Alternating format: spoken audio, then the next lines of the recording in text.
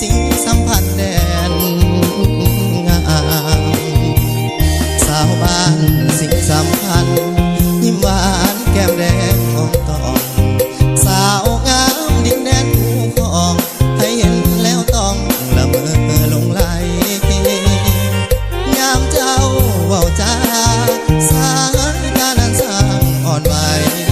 ให้มาเที่ยวภูของบ้านใหม่มีสาวหักใสพาไปเที่ยวสม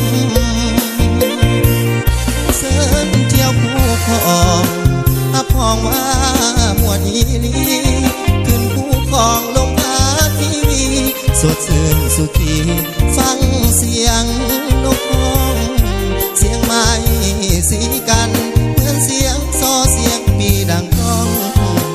จะเดินมาเที่ยวภูของของสาวพี่น้องบ้านสิ่ง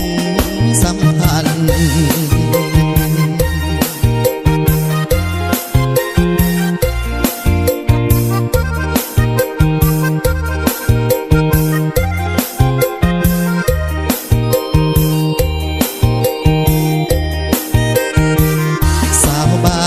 สิ่งสำคัญยิ้มหวานแก้มแดงอมตอง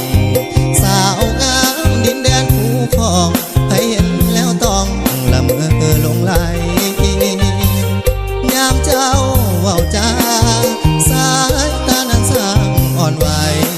ให้มาเที่ยวภูของบ้านใหม่มีสาวหักใสพาไปเที่ยวสม